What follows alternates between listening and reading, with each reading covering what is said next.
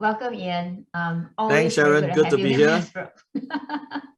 Yeah, and I think just maybe we also we say a shout out to all the people who are attending Global Church Forum.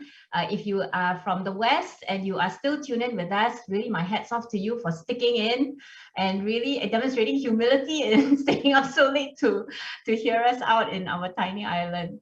But Ian, I'm so glad to have you with us in this conversation. And our conversation is going to be about, I think, different initiatives that the church, your church, and maybe the greater body of Christ in Singapore, these initiatives really intentionally to love Singapore, the city, more. So I thought maybe to kick off, Ian, I think really just hearing from you as a believer, Singapore is you either know it or you just know some of it, and I suspect many of the people tuning in from the West who've never been, the only association they have is Crazy Rich Asians, which is like maybe just 2% of our entire population. Right. But maybe you could help us out, and how would you describe Singapore to someone who's never been to Singapore or to Asia, and as a Christian planted by God in Singapore, as a son of Singapore, what do you love about this country? Hey, thanks, Sharon. To everyone tuning in, a big sunny welcome from Singapore. Well, Singapore is a really small country. You can travel from the east to the west in about an hour by car. And we are really a global hub for education, entertainment, finance, and healthcare. We are a small city state with about 5.5 million people. I think we are like half the size of LA. And it is a very diverse group of population. All right. In fact, the Interfaith Religious Organization has 10 different faiths on its board. Can you think about how diverse it is? Well, we are majority Chinese, and yet we have a significant percentage of Malay, Indian, and of course, Eurasian as well. I'm glad we are conducting this webinar in English, because the primary language of instruction here in Singapore is English. And this is the exam period for Singapore. So we have a lot of parents. Singaporean parents are well known to be very passionate about the academic success of their children. So I have 4 kids, so this has been a very stressful time for myself as well. Great question concerning being a son of, well, the faith in Christianity and also the son of the city. I'm really stirred that living in this small, tiny city, I'm reminded that God can still do great things in and through a small group of prayerfully humble, united people. Great things does come in small packages.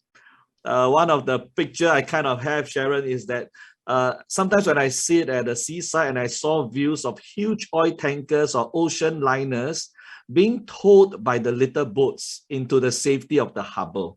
And that has always been my dream for Singapore, that may we be a small city, but positive influence to the region. Yeah.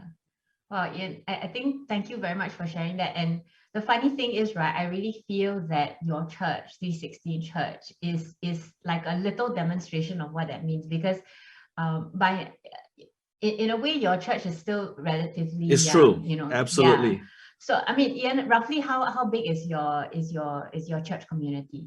Right, we are about 8 years old, very young compared to many other churches in Singapore. In fact, I was speaking in a church a couple of weeks back, and the church has been around for 110 years. What? And can you imagine that 110 years?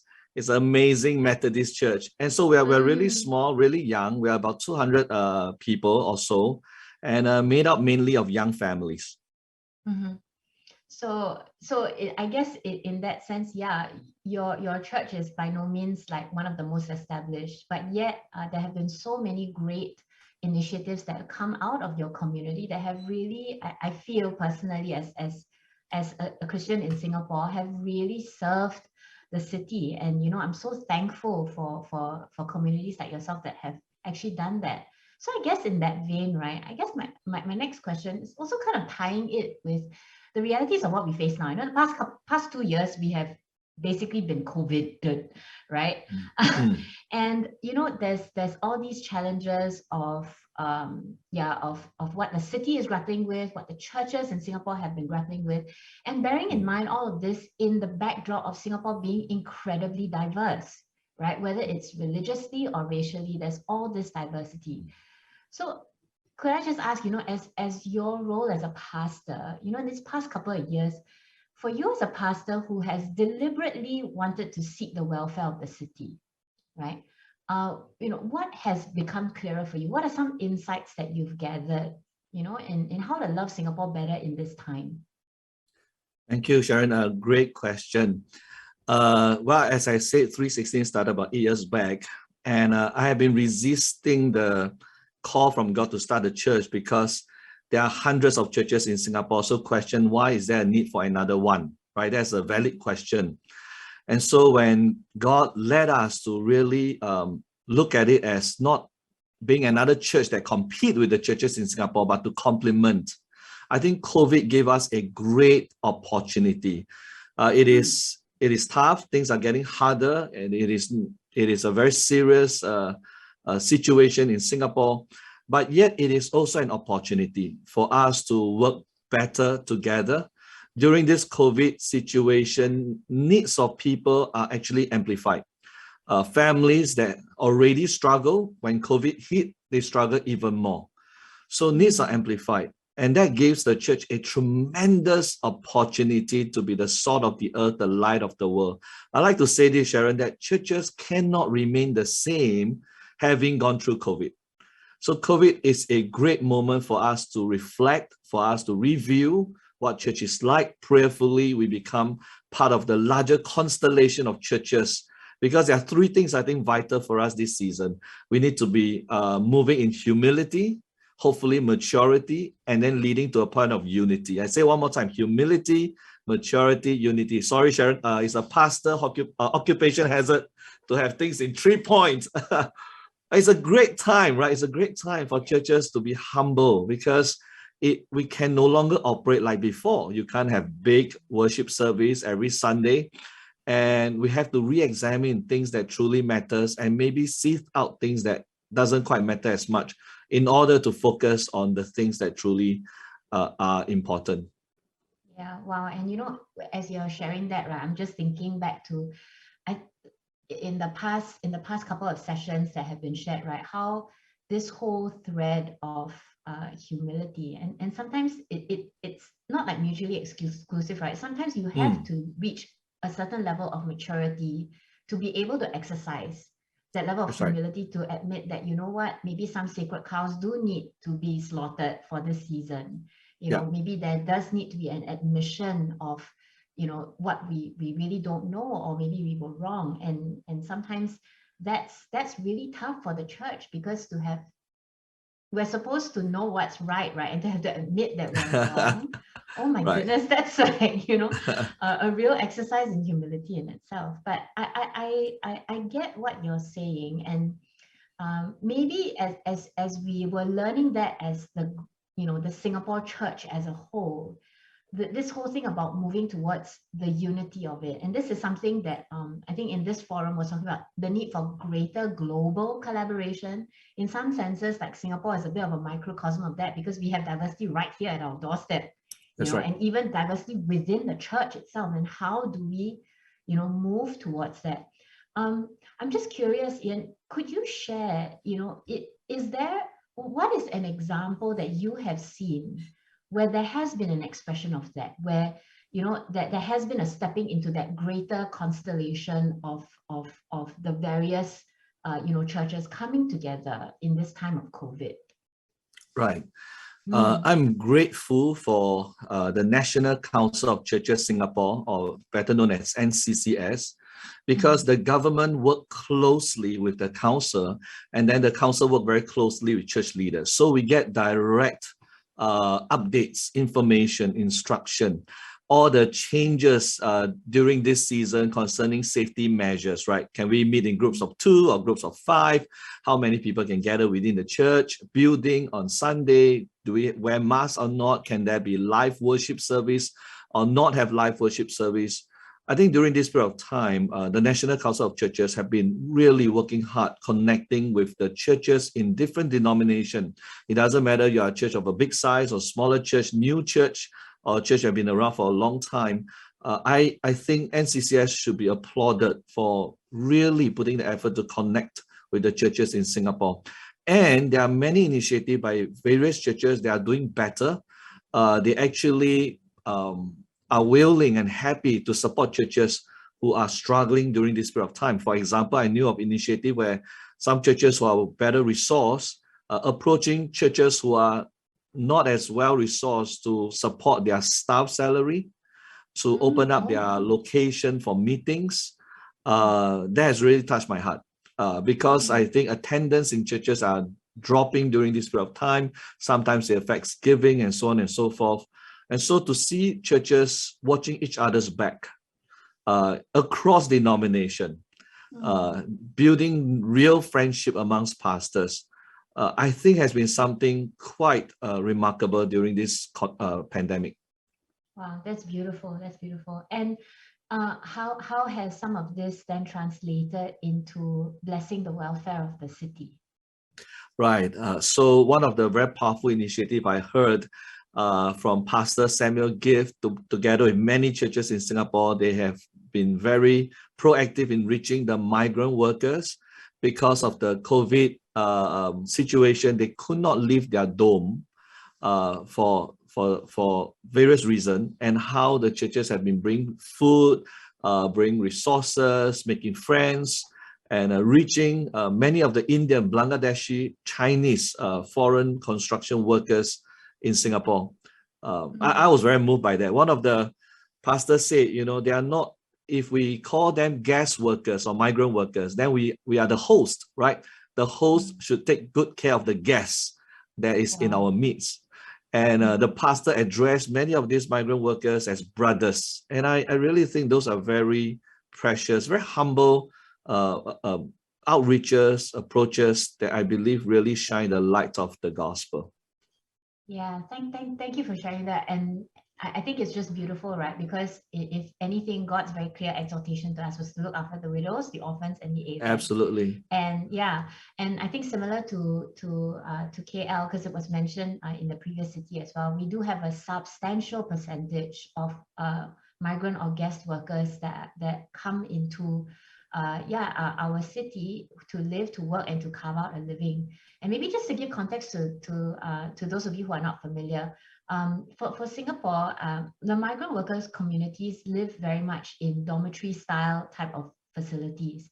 And during this time of COVID, it was very difficult because many times the dormitories themselves were shut in just to be able to contain spread, amongst the community.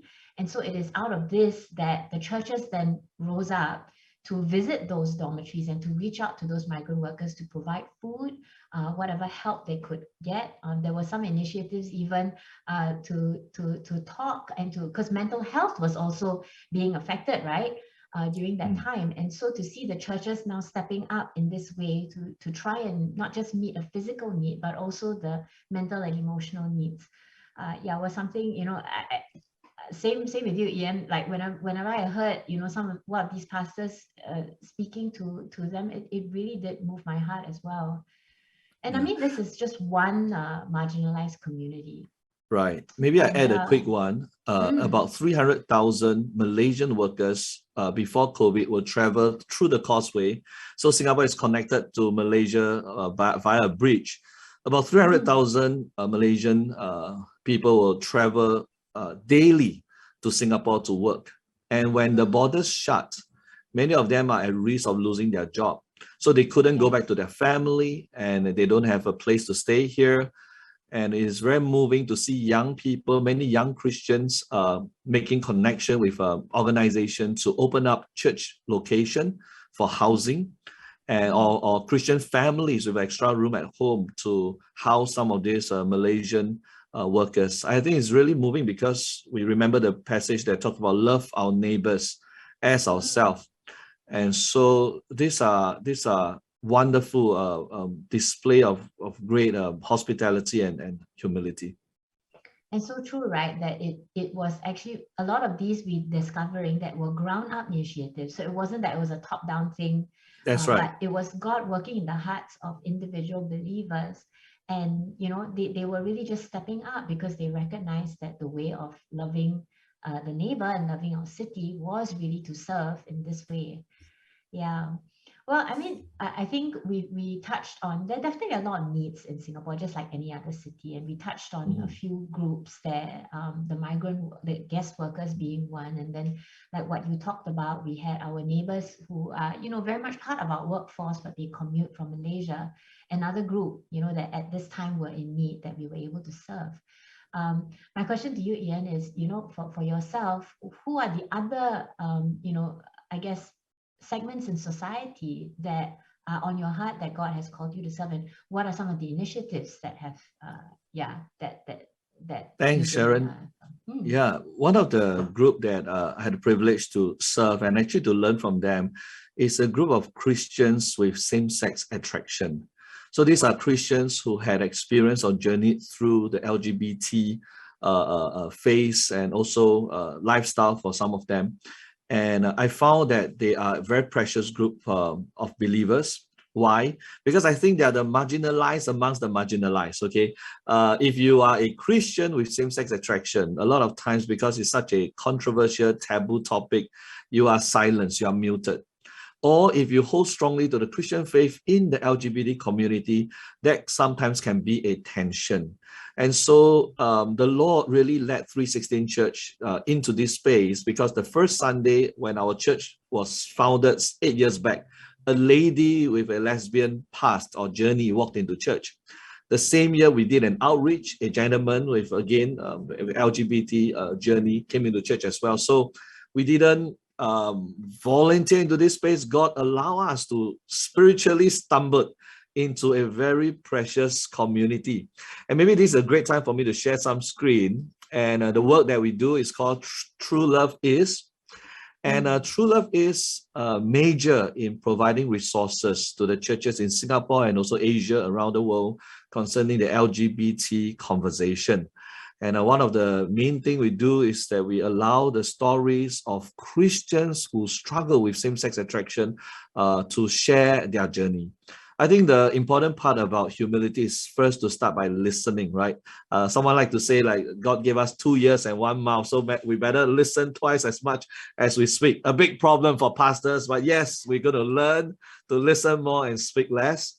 And so these are some of the stories that we have the privilege to tell over the past 3 years. And these are very personal, heartfelt, lived experience of precious Christian. And the church learned much through their sharing.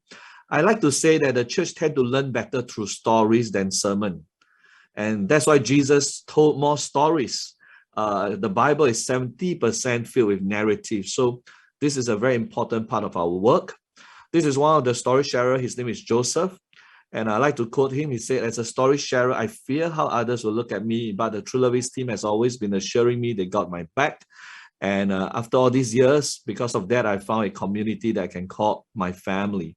This is another dear brother. He said that as a SSA Christian or same-sex attracted Christian who believes that it is not life-giving for me to act upon my gay desire, I found that my conviction and choices are not often always seriously listened to and understood.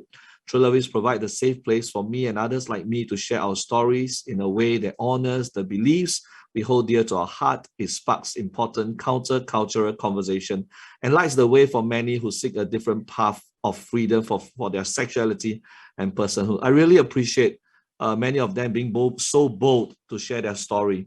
It's very dear to my heart, Sharon, because I love the church.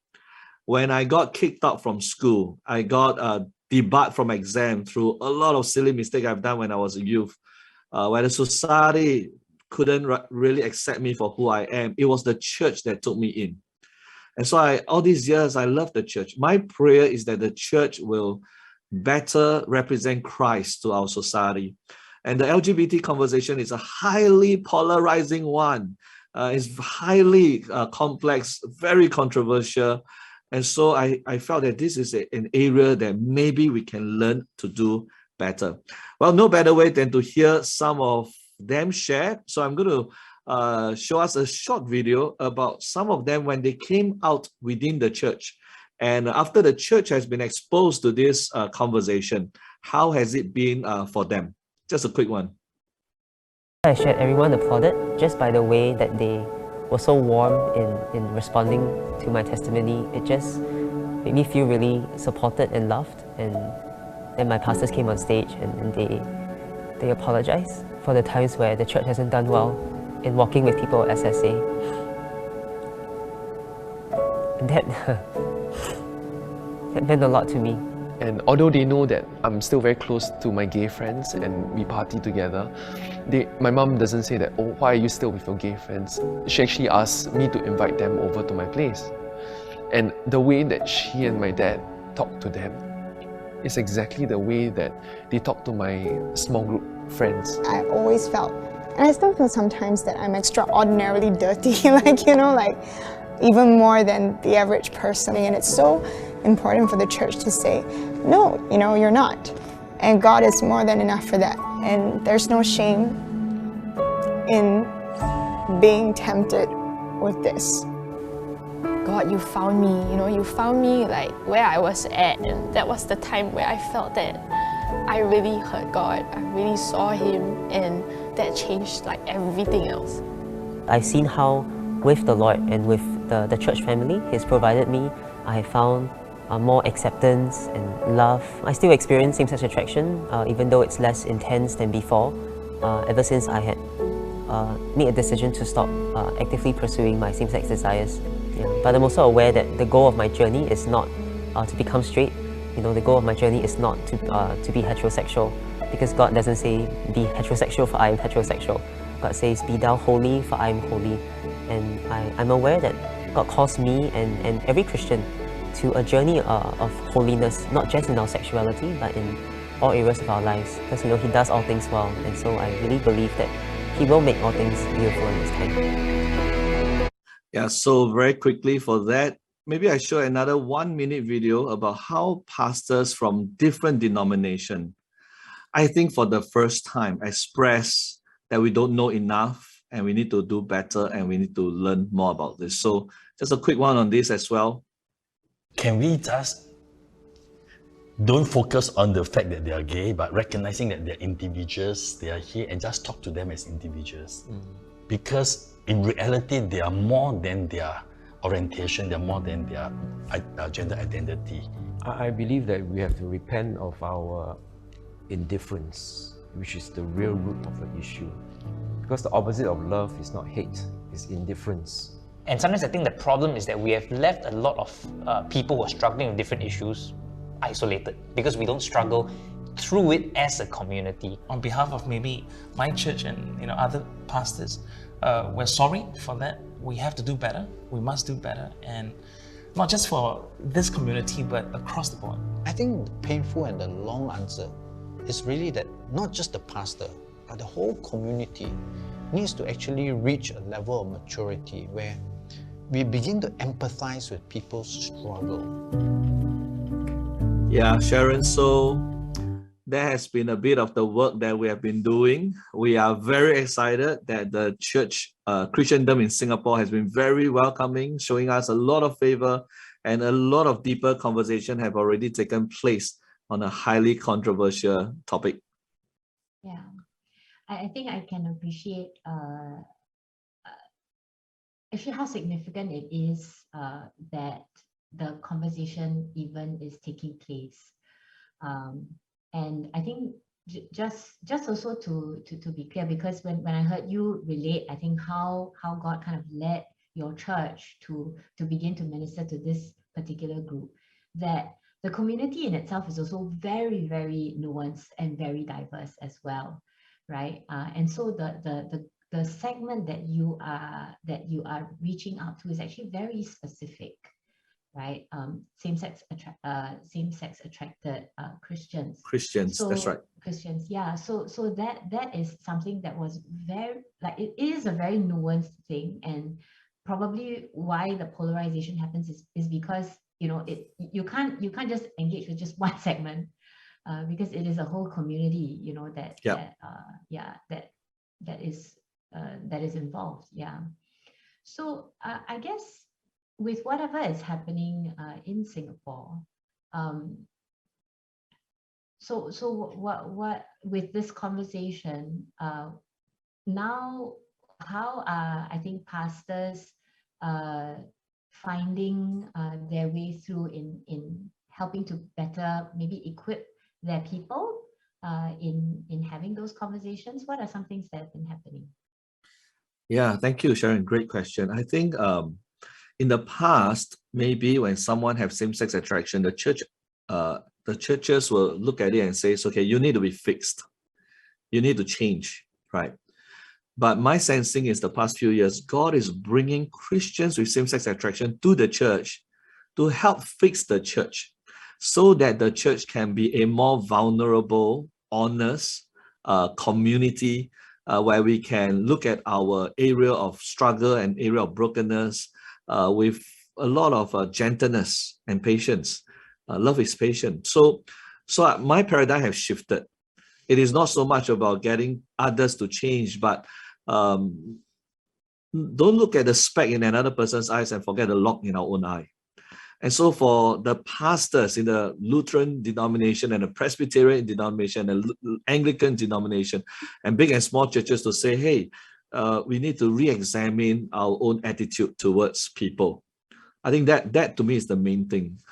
It is really transforming the culture within the church, not just equipping of information or intellectually, but really to have our heart widen to accept people and to love people just like how God accepts and loves us. Well, you know, as you said that, right, a bit of a light bulb went off for me at the moment, because one of the things that earlier speaker said, right, was I think this whole notion of empathy, right? And this came up in our panel, in the panel discussion between the doctors about COVID and the church, right? And this deliberate stepping into the shoes and trying to understand it from other people's point of view. And I think sometimes as Christians, the struggle is because of our need to be right. Sometimes we're holding on to that and sacrificing, I think, the